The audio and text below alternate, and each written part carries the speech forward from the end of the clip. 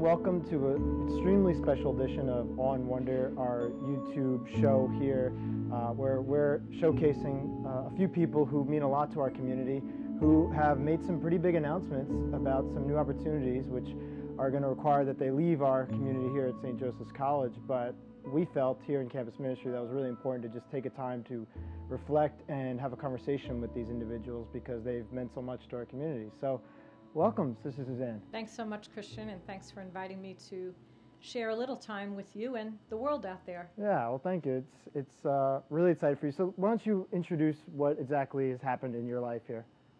So I'm Sister Suzanne Franck, a sister of St. Joseph of Brentwood. I've been at St. Joseph's College for 26 years. Hard to believe. Wow. It's gone so fast. Yeah. And I've had varied ministries here, privileged with each one of them. I have always taught in the religious studies department, and although my change is coming, I'm still planning to teach for a while anyway, at least as long as they'll have me. Oh, we'll have you. All right. And then I also was campus minister, which is the position I was hired for as well as the teaching. Served in that role for 11 years, creating the office, which was exciting, and creating the STARS organization, which still exists under campus ministry and under your leadership. And then I moved into associate dean, which again was not a position that existed at St. Joseph's College. They created it, decided they wanted it, and lucky for me, I got it. Now, what are you're going to be going where next? I just want to kind of give people an idea. What's your next? So my next excitement in life is that I was elected to a leadership position in the congregation of the Sisters of St. Joseph. And so I'll be ministering to the sisters in Suffolk County and Puerto Rico. Which, congratulations. Thank you. The key word there is elected. That's a really big thing. Exciting. Exciting. A little nerve-wracking right now and overwhelming. And well, isn't it true that anything that's nerve-wracking or overwhelming usually is a sign of something really wonderful? Yeah, I'm looking forward to it. I think it's the bittersweet moment right now, though, as first of all, trying to figure out how I'm packing 26 years worth of stuff and books, and leaving behind a community that's been my community for 26 years. Like, this is home, and I can't imagine not going out the door at 6:30 every morning, heading east. It's going to be weird not having you here either. And I think, so to go back, time travel here a bit, one of the cool things that you mentioned that I say to some of the students, so if you haven't heard me say before, catch on to it now, is that we have you to thank for a lot of what campus ministry has today or has the potential to become in the future because of your foundation with it, and then with STARS, which is still so big, and the students just love that. What was that experience like for you? Did you feel called to ministry for young adults when you started your vocation? Or? Well, I was always with young adults. My very beginning life when I graduated with a science education degree in environmental science particularly, so that's always been part of my life. And then I taught 6th, 7th, and 8th grade in my beginning years of community life in science, math, and of course religion in the Catholic schools. And then the word came out that I was kind of thinking about a change. I also was called to parish ministry, and that was really not something I had thought about, I have to say. I was doing youth ministry in the parish where I was teaching 6th, 7th, and 8th in Northport, and one of the priests that was in the parish at that time, it was back in the late 80s, when the diocese decided to break up some of the very, very large parishes that we have on Long Island and create new parishes. So there were 3 that were forming, actually back in 1988, I guess it was. Is that why we have, you can have a town with like 3 parishes? Like Patchogue. Patchogue has 3. Yeah, well, these were up north.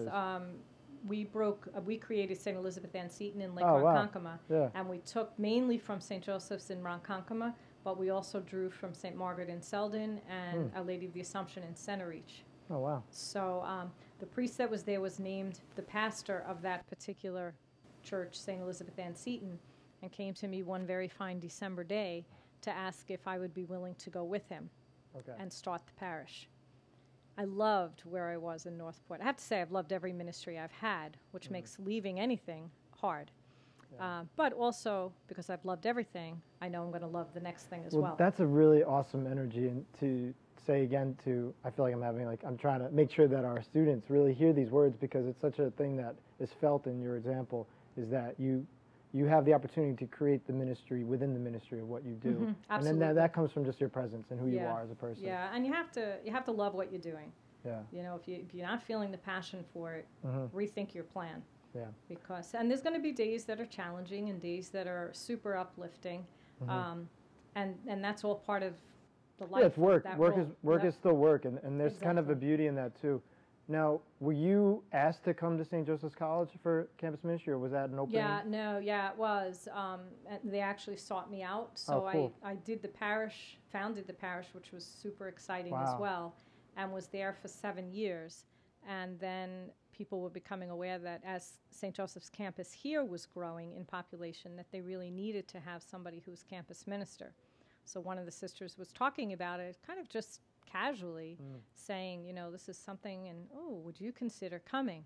Now, again, I really loved the parish. Like, it's exciting to be the one to create something new, because you don't have anybody telling you we always did it this way, because there was no way. Yeah. And that really makes a big difference. So the parish, literally, there wasn't even a building. Like, we rented space at the Senecal Retreat House, which sadly now is closed. Wow. They converted a 4-car garage. We converted, actually, their 4-car garage into our office spaces and a meeting room. Wow. And then we borrowed their lower-level chapel in their retreat house for our Sunday worship and any other activity. All religious education programs were in people's homes, so I did a lot of driving around the area. Wow. And then we had to go hunt for land, buy the land, and then we had to build. That's incredible. So it was really a lot of fun. So to leave that was really a challenge, and yet you kind of know when you've done. My philosophy was they loved me. That was a good time to go out while everybody was still loving me. Yeah, that's good. And then they, at the same time, as I said, they were looking for a campus minister here, and one of the sisters that is here said, would you think about a couple of them? And I'm like, that has an appeal. So were you voluntold? Because that's a phrase we throw around a lot. No, really, it was up to me. I could have easily stayed at the parish, but I came for the interview. And the sidebar of the campus ministry piece was, we really need you to teach in the religious studies department, and we really want you to go for your doctorate as well. Wow. So that was all in one sentence, one interview. And here I am 26 years later.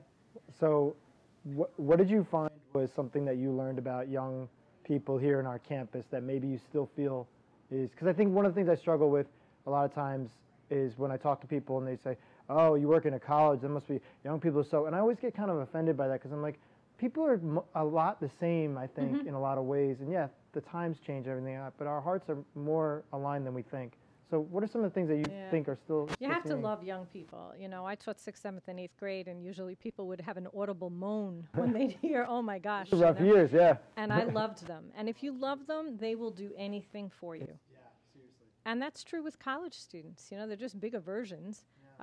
Maybe more complicated issues, of course, as they're growing into adulthood. But they have so much to offer, their enthusiasm for their major, their excitement for their future. And I find the spirituality of young people is so deep that they're really passionate about what they're doing. They're passionate about life. They struggle a lot. I mean, it's a tough world we're living in, and certainly the pandemic this past year has probably created among the biggest struggles and anxiety-producing experiences. Just to be there for them and let them know, that they're not alone in what they're doing, and life is good, and to really look for what's exciting for them and what's hopeful for them, and know that this wonderful world that God has created and put us in is really wonderful. And how do we find that? How do we look at the glass full rather than the glass half empty, And that carries over all different generations and types of students. I think that's such a tricky thing. It's like, this is the type of student that we're facing. Yes, but if we think of the holistic approach, we'll always kind of be really honest and authentic. I think is a word that I think about a lot too. Now, what was something, kind of a little fun here, but what was something that you were kind of like, hit the brakes, like when you started here, of like, whoa, I didn't expect this? Well, I think part of it was in campus ministry, again, beginning something new. Like the education part, the teaching, I was used to that. I had done it for a lot of years, even though the age levels, I was high school for a while. So that was not, other than taking over the courses, and it's always scary even 42 years later teaching, you walk in that first day, it's like, oh my gosh, are they going to like me? And am I going to remember my material and that kind of thing? And they remember names. Yeah, exactly, exactly. Yeah, the identifying marks, who's got their hair this way and that way. And, but I think with the campus ministry,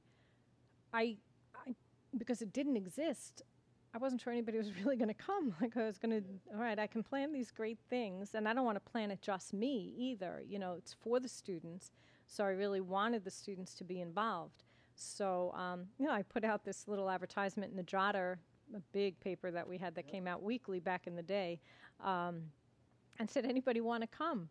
And, I'm starting this. We didn't have the name STARS at that point. It was, just kind of, and I operated out of a very tiny sacristy that was connected to the chapel, which is the original chapel. Yes. Right. So for those of you watching here, the chapel that we have over in the front on West Row, the admissions office right behind there, that is the original sacristy area, which was also the office. Right. Which is pretty small. Right. Very small. Very humble. Yeah. And at that point, there was also the furniture in there to store all of the altar cloths and robes for the priests, and also the sink to wash out all of the vessels. Yeah. So in that little space, I fit my desk, and students hung out. We got a little refrigerator, which I justified, because we had to keep the wine cold for Mass, and then I could stock it with soda as well for the students that were hanging out. And amazingly, a group came. And from among that, so we had no officers, no club, no anything. It was just, here we are doing whatever we're going to do. And then as the year went on, we wanted to formulate really a club that would come out of it. So there was real student representation, creativity, and activity. Yeah. And so we had elections of officers. And it was that group then, and our first president, really, Megan Towner, who came up with the name, which is an acronym. STARS stands for Students Taking an Active Role in Society, and it has stuck these 26 years later. It is so cool because, you started that. I was a student as part of that. That's and had a really great experience, and now working here. And it's like, I don't know, students now, but like, this is kind of like, in sports, this is like you would have like, the MVP, the classic player, and then the young gun. And that's right. This is really cool and interesting for our community. And I think a tribute to the students that it's lasted this long. That they're really committed to the action and service of the community globally and locally.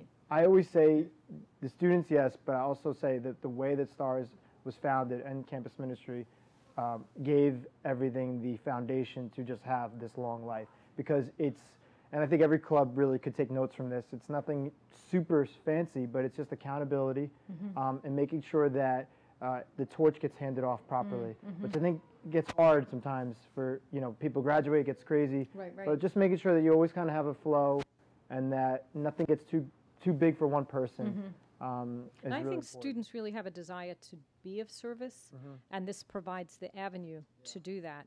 So it takes away some of that legwork for them because you're offering opportunities of serving in Appalachia or painting a house somewhere locally or going to a soup kitchen or doing a food collection or, whatever it might be. And it's a way I think students really want to do something, want to feel like they're giving back, sometimes just don't know how to find it out. And how would they? I think students are so hard on themselves of saying like, I can't do this, I can't do that. Well, you're 18, 19, 20. How would you know how to do this? But when it's right there, so let us help you. Opportunity. Now, what's something that you reflect on in a way of saying kind of like, wow, I'm really proud of that. That maybe it was a surprise, maybe it's something that you actually planned out and you said, I think this could work, that you've been thinking about now as you're tying up this little bow here on this.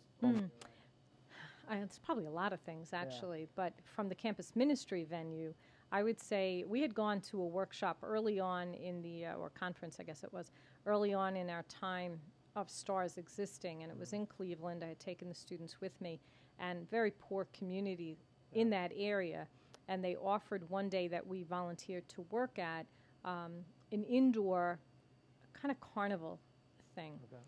And as we're flying home, we were like, we could do that, because we have areas around Patchogue where students are not affluent and, maybe couldn't get to some kind of a carnival. But we wanted to make it bigger and better than what we saw in Cleveland. And so we connected it with Make a Difference Day. Yeah. That's held in October usually. Right. And we literally drove around to the schools and gave out flyers for grades, kindergarten through 5th grade.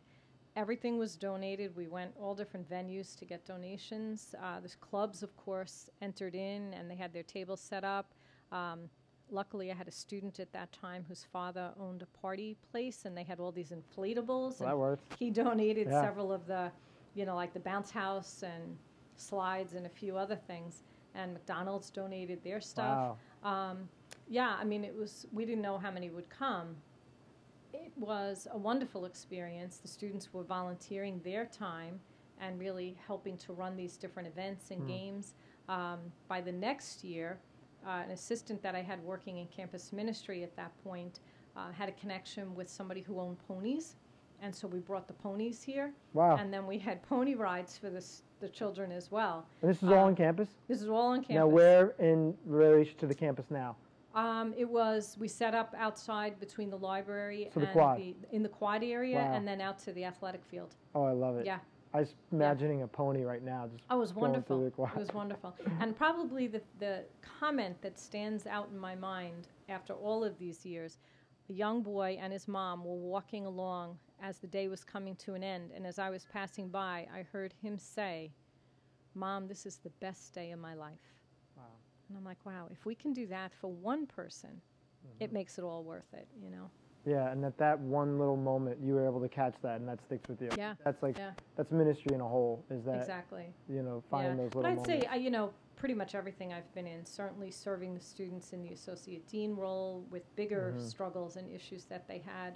The teaching, there's always moments in the classroom where I'm awed by the level of faith, the level of spirituality, the level of questioning, awed by their knowledge sometimes. I'm like, wow, I didn't know that. Yeah.